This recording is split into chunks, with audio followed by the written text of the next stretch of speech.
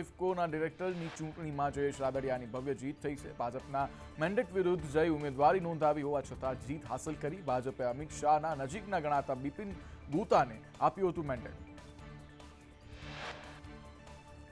જયેશ રાદડિયાને ગુજરાતની સહકારી સંસ્થાઓના 181 મતમાંથી 113 મત મળ્યા તો બિપિન ગોતાને 67 મત મળ્યા. ઇફકોની ચૂંટણીમાં ભાજપ વર્સિસ ભાજપના જંગમાં સૌરાષ્ટ્ર સહકારી નેતા જયેશ રાદડિયાએ બાજી મારી. પાર્ટીના ઉપરવટ જઈને ભરેલા ફોર્મમાં રાદડિયાની જીત થઈ. ભાજપના મેન્ડેટ વિરુદ્ધ જીત બાદ જયેશ રાદડિયાની સંદેશ ન્યૂઝ સાથે ખાસ વાતચીત કહ્યું, આ જીત કરોડો ખેડૂતો, સભાસદો અને સહકારી સંસ્થાઓની છે. હું આજે પણ ભાજપનો સક્રિય કાર્યકર્તા છું અને રહીશ. લોકસભા ચૂંટણીમાં પણ મારી વિધાનસભામાંથી ભાજપને વધુમાં વધુ લીડ મળશે. ઇફકો ચૂંટણી મુદ્દે CR પાટીલે નિવેદન આપ્યું કે ભારતીય જનતા પાર્ટીની પ્રક્રિયા છે. અનેક નિયમો ભારતીય જનતા પાર્ટીના છે. કોઈ પાસે એકથી વધુ હોદ્દા હોવા ના જોઈએ. આખા રાજ્યની અંદર 1 કે 2 એવા બનાવ બન્યા હશે. પાટીલે વધુમાં કહ્યું કે જેને મેન્ડેટ આપવામાં આવે તે સહકારી ક્ષેત્રમાં ચૂંટણી લડે છે. આ મેન્ડેટના આધારે ચૂંટણી જીતતા આવ્યા છે. કેટલાક લોકો પાર્ટીના નામે ઈલું કરતા હતા, જેના કારણે આટલી સીટો જીતતાના ન હતા. આવતીકાલે ઇફકોના ચેરમેનની યોજાશે ચૂંટણી. કુલ 21 ડાયરેક્ટર ઇફકોના ચેરમેનની પસંદગી કરશે અને તેના માટે મતદાન કરશે. દિલીપ સંઘાણી ફરી એકવાર લડશે ચેરમેનની ચૂંટણી.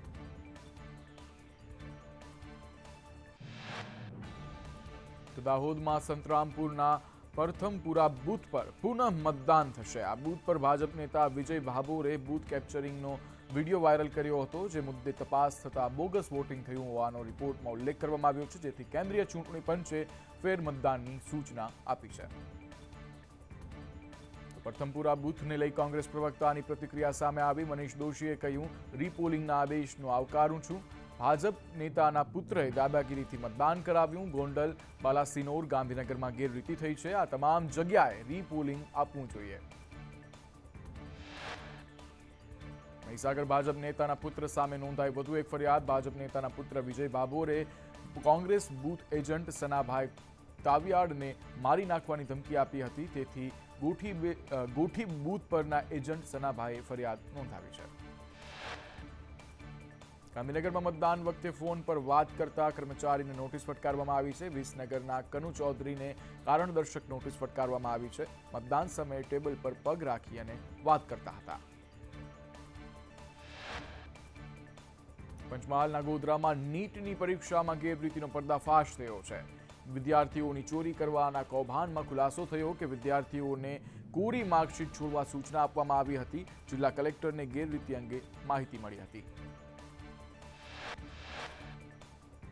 ગેરરીતિ કૌભાંડમાં ભારતીય જનતા પાર્ટીના નેતા આરિફ વોરા મુખ્ય સૂત્રધાર હોવાનું સામે આવ્યું છે. જિલ્લા શિક્ષણાધિકારીએ 3 શખ્સ વિરુદ્ધ ફરિયાદ નોંધાવી છે. ભાજપ નેતા આરિફ વોરા વડોદરાના રોય ઓવરસીઝ કંપનીના માલિક જય અને જય જલારામ સ્કૂલના શિક્ષક તુષાર ભટ્ટ વિરુદ્ધ ફરિયાદ નોંધાવી છે.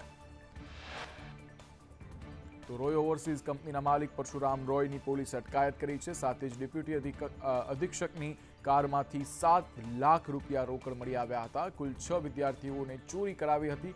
એક વિદ્યાર્થી દીઠ 10 લાખ હોવાનું નક્કી થયું હતું. વોટ્સએપ ચેટ દ્વારા સમગ્ર કૌભાંડ બહાર આવ્યું. નીટ કૌભાંડમાં રોય ઓવરસીઝના માલિક પરશુરામ રોયે સંદેશ ન્યૂઝ સાથે વાત કરતા કહ્યું, સમગ્ર ઘટનામાં મારી કોઈ સંડોવણી નથી. મને બદનામ કરવાનું આ એક ષડયંત્ર છે. 20 વર્ષથી અમારી ઓફિસ કાર્યરત છે. નીટની પરીક્ષા સાથે મારે કોઈ લેવા દેવા નથી. આરિફ નામના વ્યક્તિને હું ઓળખતો પણ નથી. નીટ કૌભાંડ મુદ્દે કોંગ્રેસ પ્રવક્તા મનીષ દોશીની પ્રતિક્રિયા સામે આવી. તેમણે કહ્યું કે દેશમાં મેડિકલ માટે નીટનો સ્કોર મહત્વનો છે. એક પેપરના 10 લાખ નક્કી થયા છે અને કૌભાંડ માત્ર ગોધરા પૂરતું હતું કે રાજ્યમાં થયું. દાખલો બેસે તેવા પગલાં લેવા માટે સરકાર પાસે માંગ કરું છું. નીટ કૌભાંડને લઈ યુવરાજસિંહ જાડેજાએ પ્રતિક્રિયા આપતા કહ્યું કે અગાઉ પણ પેપર લીક થયા હતા. પેપર લીક થવાનો સિલસિલો યથાવત છે. ઘટનાને પેપર ચોરીનું રૂપ અપાઈ રહ્યું છે. અમે સરકારનું ધ્યાન દોર્યું પણ સરકારે કોઈ કાર્યવાહી ના કરી.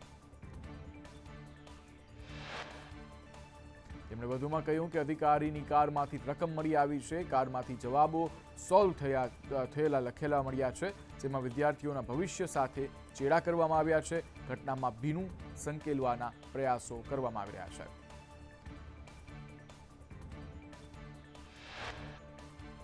અમદાવાદ પીરાણા અથડામણ મુદ્દે અમદાવાદ ગ્રામ્ય એસપીએ નિવેદન આપ્યું કે પ્રેરણા પીઠના સીસીટીવીની તપાસ ચાલી રહી છે. 2 ફરિયાદ થઈ છે. 37 લોકોની ધરપકડ થઈ છે. અન્ય આરોપી સામે તપાસ ચાલી રહી છે. અમદાવાદમાં પીરાણા અથડામણ મુદ્દે કોંગ્રેસે રજૂઆત કરી. રજૂઆત બાદ ઇમરાન ખેડાવાલા, યાસુદ્દીન શેખે નિવેદન આપ્યું કે હિન્દુ મુસ્લિમનો ભાઈચારો બની રહે તે માટે રજૂઆત કરાઈ. સુરતમાં 5 સ્થળો પર આઈટીએ દરોડા પાડ્યા છે. સુરતના મોટા ગ્રુપ પર આઈટીએ કાર્યવાહી કરી. કોલસા ઉદ્યોગ સાથે સંકળાયેલી પેઢીના ત્યાં સર્ચ સાથે આર્થિક નાણાકીય વ્યવહારોની તપાસ પણ કરાઈ.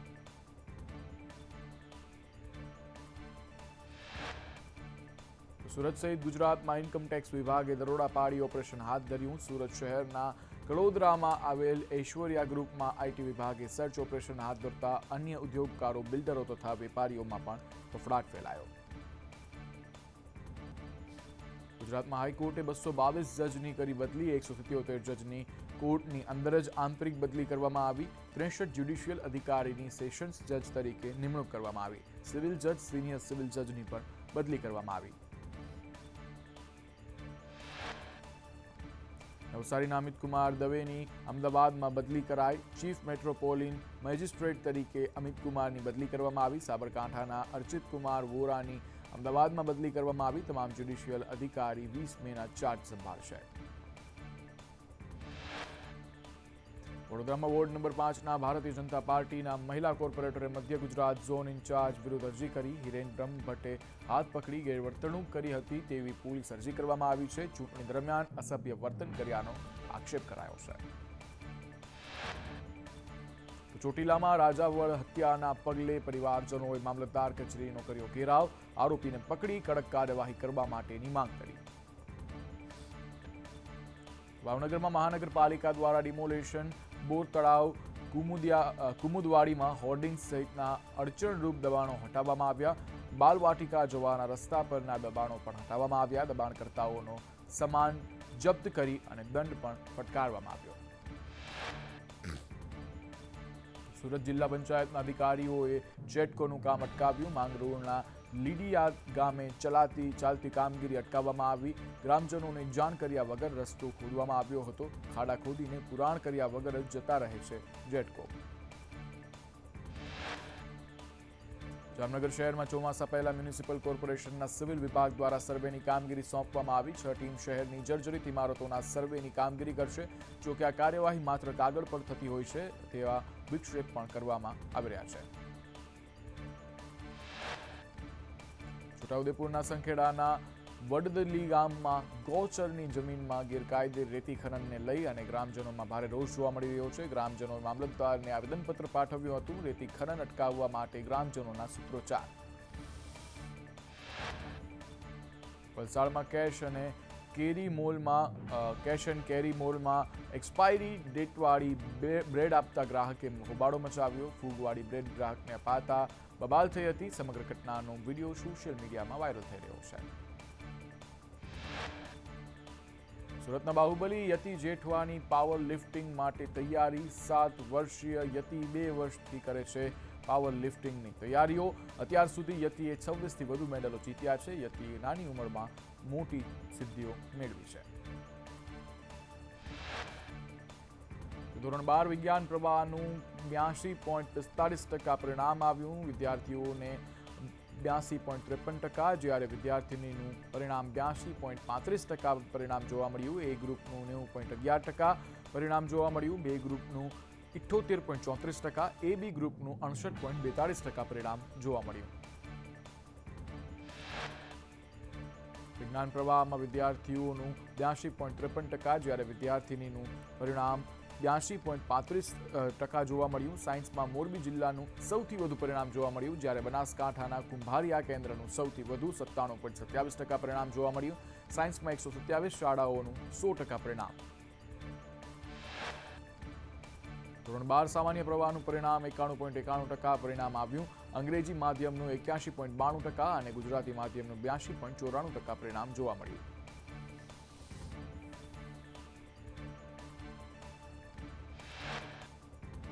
સામાન્ય પ્રવાહમાં સૌથી વધુ પરિણામ બોટાદ જિલ્લાનું આવ્યું, ત્યારબાદ ગાંધીનગરના છાલાનું 99.61% પરિણામ જોવા મળ્યું, જ્યારે સૌથી ઓછું પરિણામ કચ્છના ખાવડા સેન્ટરનું 51.11% પરિણામ અને જિલ્લાની વાત કરીએ તો જૂનાગઢ જિલ્લાનું સૌથી ઓછું પરિણામ નોંધાયું. રાજ્યમાં 1609 શાળાઓનું 100% પરિણામ નોંધાવવામાં આવ્યું છે, જ્યારે 19 શાળાઓમાં 10%થી પણ ઓછું પરિણામ આવ્યું છે. 20% ગ્રેસિંગ માર્ક સાથે 564 દિવ્યાંગ ઉમેદવારો પાસ થયા. વિજ્ઞાન પ્રવાહમાં સૌથી નીચું પરિણામ છોટાઉદેપુર જિલ્લાનું આવ્યું. 2 કેન્દ્રો પર 1067 વિદ્યાર્થીઓએ પરીક્ષા આપી હતી, જેમાંથી 548 વિદ્યાર્થીઓ પાસ થયા. ફરી એકવાર જિલ્લાના શિક્ષણ પર સવાલો ઉઠી રહ્યા છે. સાબરકાંઠા જિલ્લામાં ઈડરની વિદ્યાર્થીની પ્રથમ આવી. ધોરણ 12 સાયન્સમાં DGES ગ્રુપની વિદ્યાર્થીની પ્રથમ આવી. 99.57% સાથે જિલ્લામાં મેશ્વા પ્રજાપતિએ A1 ગ્રેડ પ્રાપ્ત કર્યો. નવસારીના અડાદા ગામની 1.5 ફૂટ ઊંચાઈ ધરાવતી ભૂમિ અનેક વિદ્યાર્થીઓ માટે પ્રેરણારૂપ બની છે. દેશમુખ પરિવારના રત્ન કલાકારની દીકરી ભૂમિએ અનેક અડચણો બાદ પણ ધોરણ 12 સામાન્ય પ્રવાહની પરીક્ષા પાસ કરી સિદ્ધિ મેળવી. ધોરણ 12ના બોર્ડના પરિણામોને લઈ અને મંત્રી પ્રફુલ્લ પાનસરિયાએ સંદેશ ન્યૂઝ સાથે ખાસ વાતચીત કરી અને કહ્યું કે 15 લાખ પૈકી 10 લાખ વિદ્યાર્થીઓ પાસ થયા. જ્યાં નબળું પરિણામ ત્યાં સરકાર ફોકસ કરશે. આજથી રાજ્યની તમામ શાળામાં 35 દિવસનું વેકેશન જાહેર કરવામાં આવ્યું છે. કોલેજોમાં આજથી 49 દિવસનું ઉનાળુ વેકેશન જાહેર કરાયું. શાળા કોલેજના કેમ્પસ બનશે આજથી સુમસામ. શાળાઓમાં 13 જૂનથી નવા શૈક્ષણિક સત્રનો પ્રારંભ થશે. રાજ્યમાં સામાન્ય પ્રવાહમાં સુજલ દેવાણીએ 99% મેળવ્યા અને સામાન્ય પરિવારનો સુજલ દેવાણી અવ્વલ નંબરે આવ્યો.